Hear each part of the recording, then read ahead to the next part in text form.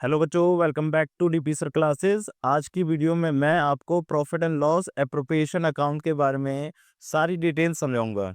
इसमें मैं profit and loss account क्यों बनाते हैं, कैसे बनाते हैं, ये सारी चीज़ें बताऊंगा और इसका फॉर्मेट भी समझाऊंगा। ठीक है, तो वीडियो से बने रहें ताकि आपको अगर कोई कन्फ्यूज़न है profit and loss appropriation account से रिलेटेड, वो सारी की सारी कन्फ्यूज़न दूर हो जाए। ठीक है, तो चलिए स्टार्ट करते हैं आज की क्लास को। देखिए, profit and loss appropriation account को समझने के लिए ना आप ये समझिए कि 11th क्लास जब थी तो 11th क्लास में हम क्या करते थे। 11th क्लास में हम एक अकाउंट बनाते थे जो था हमारा फाइनल अकाउंट। फाइनल अकाउंट के अंदर क्या होता था कि हम पीएनएल अकाउंट बनाते थे, एक प्रॉफिट एंड लॉस अकाउंट। तो जब ये प्रॉफिट एंड लॉस अकाउंट बनाते थे ना, तो इस प्रॉफिट एंड लॉस अकाउंट से हमारे पास एक प्रॉफिट निकल के आता था या लॉस निकल के आता था। मतलब यहीं से हमारे पास या तो प्रॉफिट निकल के आएगा या तो लॉस निकल के आएगा। ठीक है, अब ये बताइए कि 11th क्लास में जब हम ये प्रॉफिट एंड लॉस अकाउंट बनाते थे, तो ये जो प्रॉफिट होता था या लॉस होता था, ये किसके पास चला जाता था, किसके अकाउंट में जुड़ जाता था या किसके अकाउंट में लॉस माइनस हो जाता था। ये जाता था आपका मालिक के अकाउंट में, यानी कि ऑनर के अकाउंट में। ये ट्रांसफर हो जाता था, ट्रांसफर टू कैपिटल अकाउंट। किसके अकाउंट में ट्रांसफर हो जाता था? कैपिटल अकाउंट में। मतलब यहाँ पर जो प्रॉफिट होता था या लॉस होता था, वो दोनों के दोनों कहाँ ट्रांसफर हो जाते थे? कैपिटल अकाउंट में। अब वहां पर क्या होता था, वहां पर ना एक व्यक्ति होता था मालिक। अब हम जब पार्टनरशिप करते हैं, पार्टनरशिप में जो मालिक होते हैं वो तो 50 तक होते हैं, 2 से 50 तक होते हैं। तो पिछली 11th क्लास में क्या होता था कि जो प्रॉफिट था या लॉस था, वो डायरेक्टली हम ट्रांसफर कर देते कि अकेला व्यक्ति है तो डायरेक्टली सारा का सारा उसके पास चला जाएगा। मगर यहाँ पर क्या होता है, यहाँ पर 2 या 2 से अधिक लोग होते हैं। ठीक है, और अगर कोई प्रॉफिट आया तो प्रॉफिट भी किस में बांटना पड़ेगा? 2 या 2 से अधिक लोगों में बांटना पड़ेगा। सिंपल सी बात है ना? अगर 2 या 2 से अधिक लोगों में कोई चीज़ बँटवारा हो रही है, तो उसका कहीं न कहीं क्या होना चाहिए? हिसाब-किताब होना चाहिए। तो उसी हिसाब-किताब को अकाउंट्स में किया जाता है और उसी हिसाब-किताब के लिए आपने एक अकाउंट बना दिया जिसको हम कहते हैं profit and loss appropriation account. हमने पहले बनाया था profit and loss account, then फिर हम बनाते हैं profit and loss appropriation account. होता क्या है, जब प्रॉफिट एंड लॉस अकाउंट से आपके पास जो प्रॉफिट आता है या लॉस आता है, अब डायरेक्टली आप कैपिटल अकाउंट में ट्रांसफर नहीं कर सकते, क्योंकि अब तो क्या है, ज्यादा लोग हैं और ज्यादा लोग हैं तो रेशियो अलग अलग है, तो अलग अलग रेशियो में ट्रांसफर करना पड़ता है। ठीक है, तो अब क्या होता है कि जो प्रॉफिट एंड लॉस से प्रॉफिट निकल के आता है ना, उसको हम ट्रांसफर करते हैं profit and loss appropriation account में। बात समझ आ रही है? सबसे पहले हम जो प्रॉफिट और लॉस आता है आपके पास, उसको ट्रांसफर करते हैं profit and loss appropriation account में। एप्रोप्रिएशन का मतलब होता है बंटवारा, बंटवारा। ठीक है, एप्रोप्रिएशन का मतलब क्या होता है? बंटवारा। बंटवारे का मतलब क्या होता है? डिस्ट्रीब्यूशन। कि आप यहाँ पर क्या कर रहे हो, प्रॉफिट और लॉस का क्या कर रहे हो? डिस्ट्रीब्यूशन कर रहे हो। मतलब profit and loss appropriation account का सीधा सीधा मतलब है कि प्रॉफिट और लॉस का डिस्ट्रीब्यूशन करना। किसमें? पार्टनर्स में। पार्टनर्स में प्रॉफिट एंड लॉस अकाउंट का डिस्ट्रीब्यूशन अकाउंट करनी, सॉरी, प्रॉफिट एंड लॉस का डिस्ट्रीब्यूशन करना किसमें? पार्टनर्स में। तो उसको कहते हैं हम profit and loss appropriation account. ठीक है, तो यहाँ पर अब profit and loss appropriation account में ये तो समझ में आ गया सर कि प्रॉफिट एंड लॉस अकाउंट में क्या होता है कि जो प्रॉफिट और लॉस पीएनएल अकाउंट से निकल के आता है, वो हम बांटते हैं कहाँ पर? पार्टनर्स में बांटते हैं, और बांटने की जो स्टेटमेंट है उसको कहते हैं हम profit and loss appropriation account. बात समझ में आ रही है? अब बात ये आती है कि इसको बांटा कैसे जाता है। तो इसको बांटने के लिए क्या करते हैं, देखो, आपको एक चीज समझनी होगी कि ये जो सारे अकाउंट्स हैं ये किसकी बुक्स में बनाए जाते हैं? In the books of firm. हम in the books of firm की बात करेंगे, in the books of firm. और हम जानते हैं कि प्रॉफिट एंड लॉस अकाउंट जब बनाते थे ना हम, तो डेबिट साइड में और क्रेडिट साइड में क्या क्या लिखते थे? याद होगा, डेबिट साइड में सारे एक्सपेंसेस लिखते थे। और किसके एक्सपेंसेस? पार्टनर्स से मतलब सॉरी, फर्म के एक्सपेंसेस। ठीक है, और क्रेडिट साइड में क्या लिखते थे? इनकम लिखते थे। किसकी इनकम? फर्म की इनकम। अब आपको एक चीज ध्यान रखनी है कि जब आप पीएनएल एप्रोप्रिएशन अकाउंट बनाओगे ना, पीएनएल एप्रोप्रिएशन अकाउंट बनाओगे, तो इसमें तो हम कर रहे हैं बंटवारा। अच्छा, किसका बंटवारा कर रहे हैं? प्रॉफिट और लॉस का बंटवारा कर रहे हैं। अच्छा, किस में कर रहे हैं? पार्टनर्स में कर रहे हैं। तो इसका मतलब आपको एक चीज़ ध्यान ध्यान रखनी है कि इसमें जितनी भी चीज़ें आएँगी, वो रिलेटेड टू पार्टनर होंगी, रिलेटेड टू पार्टनर होंगी, ठीक है? पार्टनर से रिलेटेड ही जो खर्चे हैं और जो इनकम है वही आएँगी, अदरवाइज़ कोई दूसरी इनकम और दूसरा खर्चा नहीं आएगा यहाँ पर, ठीक है? अब एक चीज़ आपको ध्यान रखनी है कि जैसे हमने बताया था कि पिछले आप इससे पहले क्या बनाते हो? प्रॉफिट एंड लॉस अकाउंट बनाते हो। तो प्रॉफिट एंड लॉस अकाउंट से जो प्रॉफिट निकल के आता है ना, वो ट्रांसफ़र कहाँ होता है? यहाँ पर होता है। जैसे कि आप ग्रॉस प्रॉफिट निकालते थे, ग्रॉस प्रॉफिट ट्रांसफ़र होता था पीएनएल अकाउंट में, और फिर पीएनएल अकाउंट निकालने के बाद जो प्रॉफिट आ रहा है नेट प्रॉफिट, वो ट्रांसफ़र होता है पीएनएल एप्रोप्रिएशन अकाउंट में, क्योंकि उसी का क्या होता है? बँटवारा होता है।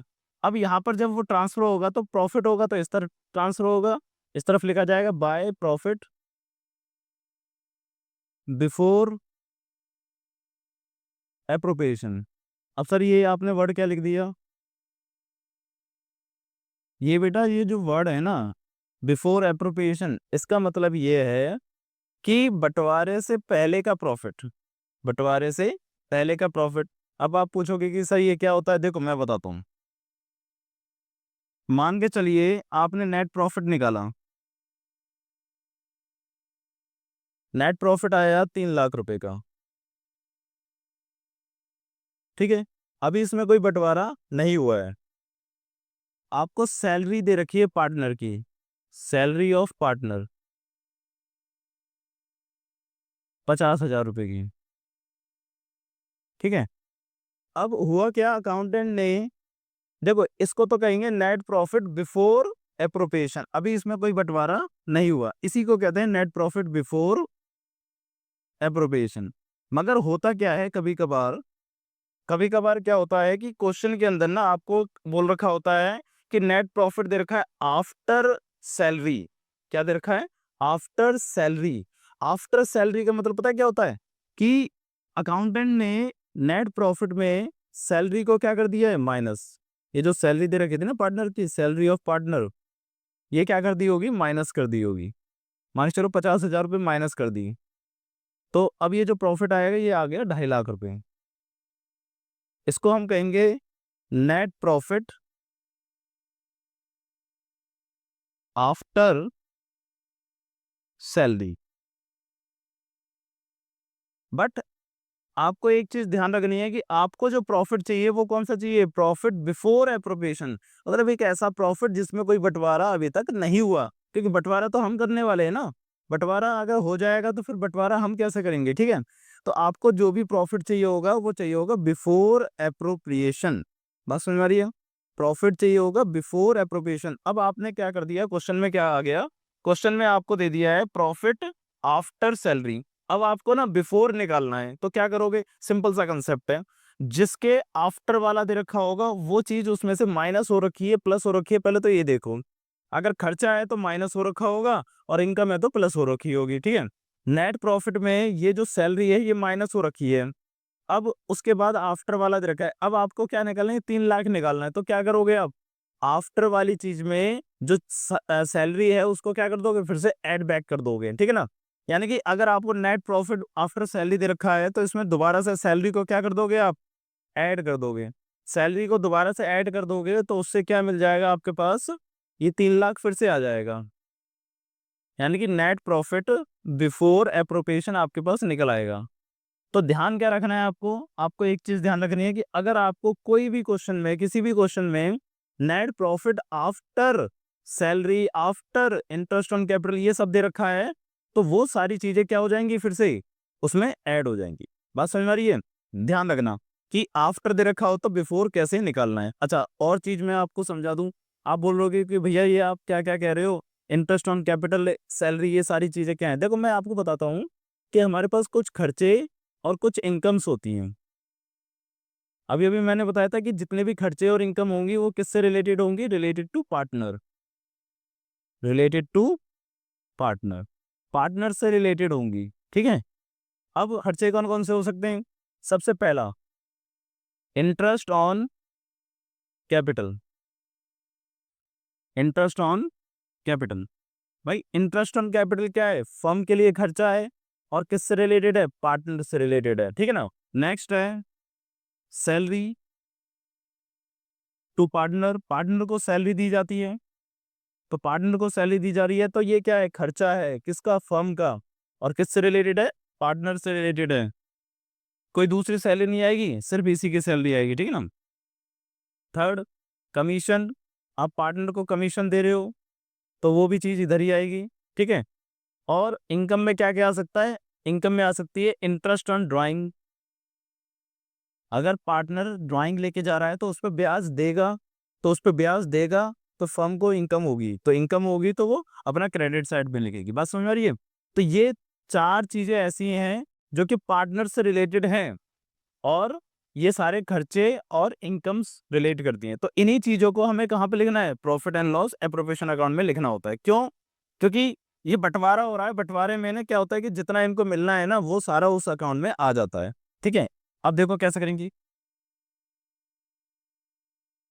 ये आपको समझ में आ गया कि profit and loss before appropriation चाहिए होता है हमें क्वेश्चन के अंदर, ठीक है। तो बिफोर एप्रोप्रिएशन चाहिए होता है क्वेश्चन के अंदर। अब यहाँ पर क्या आता है? खर्चे में क्या क्या आएगा? खर्चे में सबसे पहली चीज आ जाएगी interest on capital, interest on capital, मालिक का खर्चा, ठीक है। Interest on capital. अब जितने भी पार्टनर हैं, ए है, बी है, जो भी है, जिस रेशियो में बांट रखा है, जितना जितना बोल रखा है वो दे देंगे। फिर आता है आपके पास to salary, salary of partner. और जितने भी जिसकी भी सैलरी होगी वो आपस में क्या हो जाएगी? डिस्ट्रीब्यूट हो जाएगी, और फिर यहाँ पर आ जाए। बहुत ही सिंपल सा कंसेप्ट होता है, और पेपर में अच्छा खासा नंबर का आता है, ये कम नंबर का नहीं आता। बस आपको क्या ध्यान रखिए कि क्वेश्चन के अंदर प्रॉफिट बिफोर एप्रोप्रिएशन चाहिए, वो लिख देंगे। फिर इंटरेस्ट ऑन कैपिटल, मतलब जो जो खर्चे खर्चे हैं, ये 3-4 खर्चे हैं जो मैंने लिखवा दिए हैं, इससे ज्यादा कुछ नहीं आने वाला। अब उन्हीं को देखना है आपको। फिर यहाँ पर आ जाएगा टू कमीशन, कमीशन जिसका भी होगा वो यहाँ पर आ जाएगा। अब एक चीज और आती है जो कि पार्टनर से अलग होता है, transfer to general reserve, transfer to general reserve. ये क्यों आता है? क्योंकि देखो प्रॉफिट में से ना हम ना कुछ पैसा ना रिजर्व के लिए निकाल लेते हैं, तो वो जो पैसा रिजर्व के लिए निकाल रहे हैं वो भी यहीं से चला जाएगा। अच्छा सर, उसे आपने पार्टनर से रिलेटेड में क्यों लिखा? क्योंकि बेटा जो रिजर्व होते हैं वो सारे के सारे किसके होते हैं? मालिक के ही होते हैं, ठीक है ना। इसलिए हमने यहाँ पर इसको लिख दिया है, ठीक है। अब इसके बाद क्या होगा? इसके बाद ये होगा कि आप इस अच्छा, इस तरफ तो एक चीज और आती है, यहाँ पर आती है bye interest on drawing, interest on drawing.